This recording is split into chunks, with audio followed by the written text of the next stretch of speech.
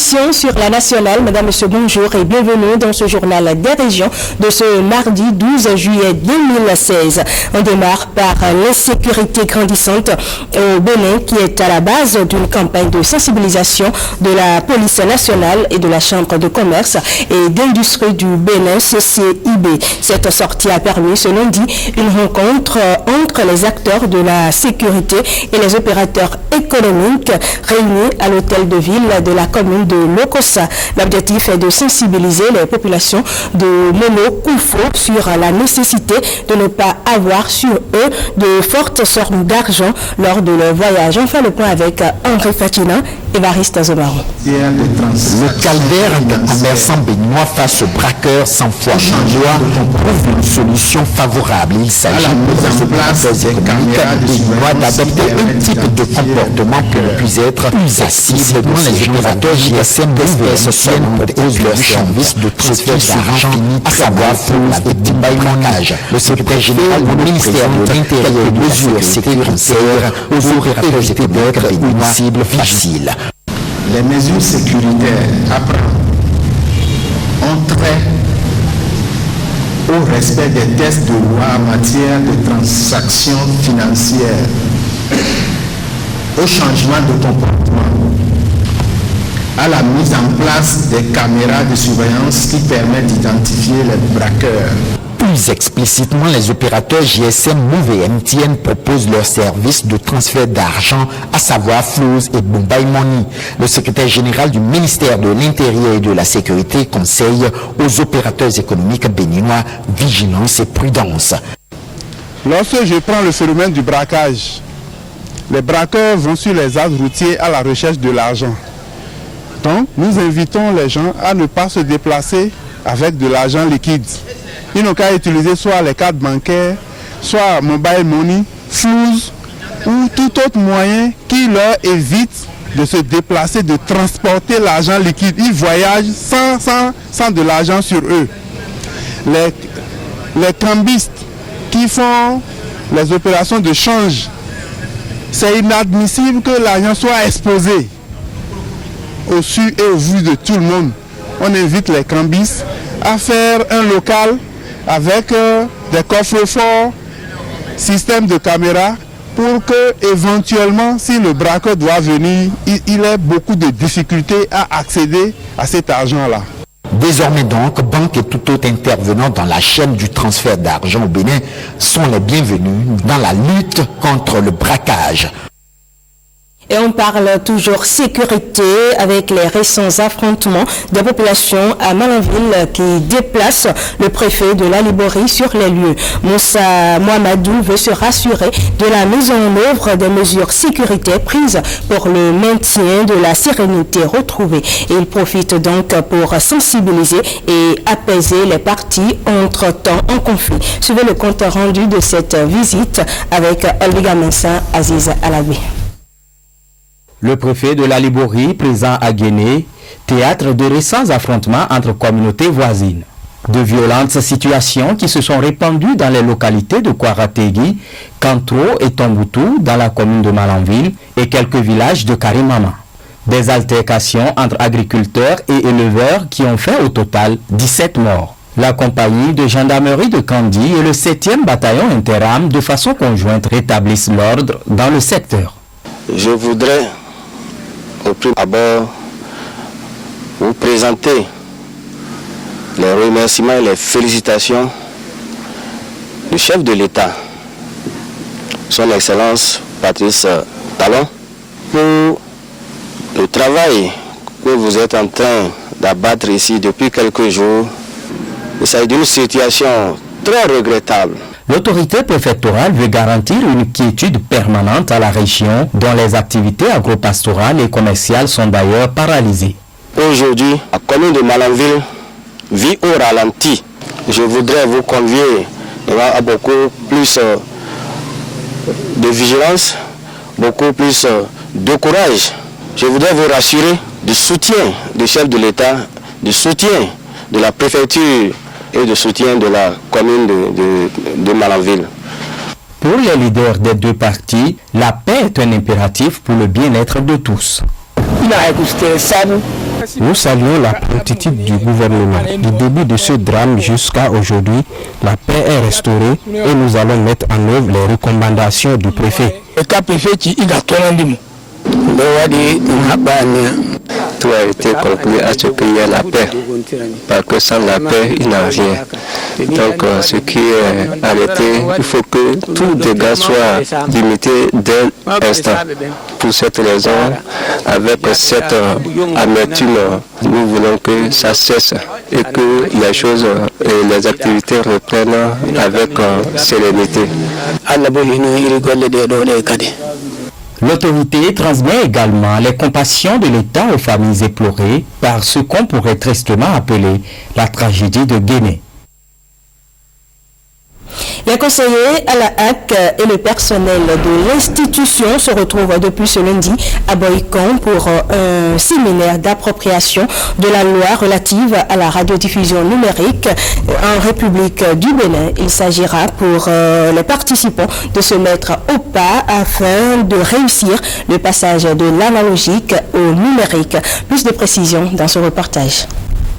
La HAC tient à jouer sa partition dans le cadre du passage de l'analogique au numérique. En témoigne l'organisation de ce séminaire d'appropriation de la loi numéro 2014-22 relative à la radiodiffusion numérique en République du Bénin. Cette migration s'annonce à grands pas et l'institution doit s'armer d'outils nécessaires pour jouer convenablement son rôle de régulateur. Les conseillers installés il y a quelques années, il y a 2 ans environ, n'ont pas pu jusque-là prendre profondément connaissance de cette loi.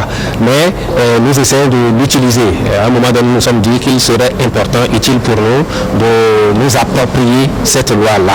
C'est pour cette raison que nous avons demandé à des personnes aux ressources qualifiées de venir nous accompagner dans la perspective que nous prenions profondément connaissance des dispositions de cette loi qui nous permettrait de réguler désormais tout ce qui est radiodiffusion, tout ce qui est télévision, tout ce qui est électronique, Internet, réseaux sociaux, WhatsApp.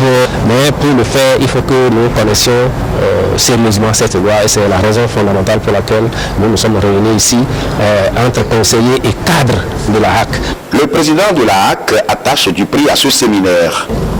Comment la HAC pourra-t-elle jouer sa partition dans ce processus si les conseillers, les cadres à divers niveaux et même certains agents d'exécution ne maîtrisent pas le contenu de la dite loi et ses implications pour l'institution en particulier. Il était donc nécessaire et même impératif d'organiser le présent séminaire afin que les conseillers et les cadres de la HAC échangent avec les personnes ressources pour mieux comprendre ce texte et en retour définir un plan d'action et relatif. Plusieurs communications seront présentées. À titre d'exemple, on peut citer le passage au numérique et la protection de l'espace audiovisuel national. Assemblée générale de comptes rendus et de remembrement de la FERCAB, entendait Fédération des radios communautaires et assimilées du Bénin. C'était samedi à Parakou. Les travaux de cette Assemblée générale, placée sous le thème radio communautaire et gouvernance locale, ont été lancés par le vice-président de la haute autorité de l'audiovisuel et de la communication. Le point donc de la cérémonie d'ouverture avec William Aguiar. Pour la 6e fois, les directeurs des radios communautaires et leur conseil d'administration, membres de la Fédération des radios communautaires et assimilées du Bénin FERCAB, se retrouvent pour passer en revue les différentes activités menées, faire des projections pour l'avenir et passer au remembrement de leur bureau.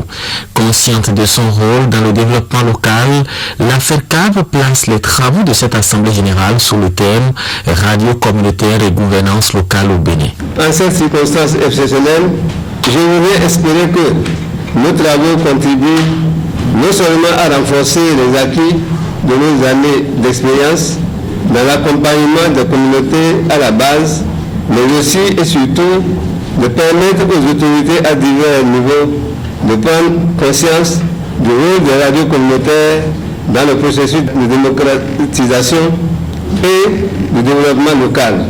Forte de 36 radios communautaires, la FERCAB se présente aujourd'hui comme le seul creuset représentatif des professionnels des médias exerçant dans les radios associatives. Un statut qui leur vaut la confiance de plusieurs partenaires tels que la coopération suisse, la GIZ, la CFI et bien d'autres. Nous sommes particulièrement intéressés par les actions de la FERCAB, étant donné qu'il s'agit d'accompagner les acteurs des médias aussi dans leur diversité. Et c'est pour ça que nous avons entrepris avec cette mandature de remodeler entièrement le mécanisme de financement que le fonds d'aide à la presse privée. Je vais finir en demandant à chacun dans son travail de faire l'effort de respecter le code de l'information et de la communication et en même temps de faire en sorte que les conventions qui ont été signées par chacun de vous puissent être respectées. La FERCAB, la Fédération des radios communautaires et assimilées du Bénin, aura les prochains jours son siège à Parakou. Un motif de satisfaction pour le maire de Parakou, dont le représentant garantit tout le soutien de l'autorité communale à cette association vieille de 16 ans. Direction l'Assemblée nationale pour une question. Est-ce que les spoliés de ICC Service rentreront dans leur fonds? Le dossier qui était sur tapis au cours des questions orales au gouvernement retient toujours l'attention. Voici la réaction des députés Orden Aladati et Gildas Dobloski. C'est le moment est venu de savoir la vérité sur cette question. Avec le changement de régime qu'il y a eu, l'espoir est permis de connaître et de savoir ce qui s'est passé. Je trouve que c'est fondamental, savoir ce qui s'est passé. Et puis après, on parlera de comment punir les gens et comment on répare la faute qui a été commise sur les Béninois. Et ça a été objet de questions orales au gouvernement la fois dernière. Les membres du gouvernement étaient là, le garde des Sceaux a parlé, ça va faire surface. On ne peut pas avoir spolié tant de Béninois, de tant de milliards pour que ça reste dans l'anonymat tel qu'on a voulu nous le camoufler. On aura la vérité sur ce dossier. Et je crois en la justice de mon pays. Le gros scandale, c'est l'institution ICC qui a été incapable de payer même le tout petit dépaillant. À observer véritablement, je pense que l'ICC ne disposerait plus de ressources pour le faire. C'est à ce niveau qu'il y a eu le vaste complot. On a vendu les biens. Quand vous faites le point des biens vendus, c'est véritablement en deçà du budget enclenché dans cette affaire-là. Donc, en désespoir de cause, je constate que les personnes qui ont déposé les sous à ICC, véritablement ne seront pas capables de les rembourser. Et puis vous le savez déjà, la proclamation des résultats du BEPC session de juillet 2016 a eu lieu ce lundi dans les différents centres de composition. Une équipe de l'antenne régionale de Boycon est allée constater le déroulement de l'opération à Aboumé. Suivez le reportage. CG1 d'Abomey, les candidats sont venus pour les résultats du BEPC. L'attente est longue. Ici présent, c'est ça que mon père sera fier de moi, parce que je ne l'ai pas remis. Et je suis très content aussi d'avoir mon BEPC, parce que n'importe qui n'a pas le BEPC. Avec le nouveau départ, comment on a serré les copies là, j'étais pas sûr. Mais comme j'ai entendu mon nom, je suis content. Quelques enseignants rencontrés sur place ont bien voulu se prononcer sur ces résultats très faibles en général. 13%, c'est un résultat de honte. Et si nous devons situer les responsabilités, je pense qu'elles sont partagées. Nous, enseignants, est-ce que véritablement nous avons pris notre part de responsabilité dans ce qui s'est passé? On a fait le forum sur l'éducation, les décisions sont là, il faut les appliquer. Il faudrait que chaque acteur puisse quand même se remettre en cause et s'armer afin que nous puissions décoller.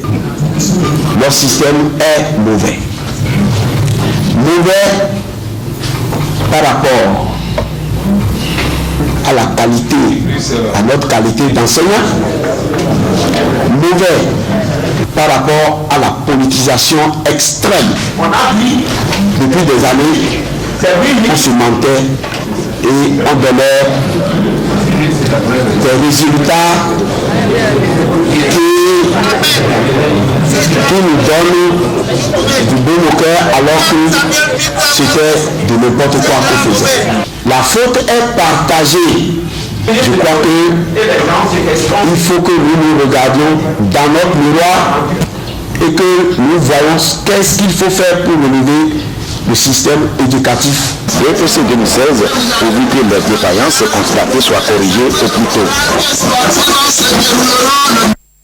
Et voilà, ainsi va l'actualité dans les régions sillonnées par nos différents reporters. Mesdames et messieurs, merci de votre attention et de votre fidélité et à très bientôt.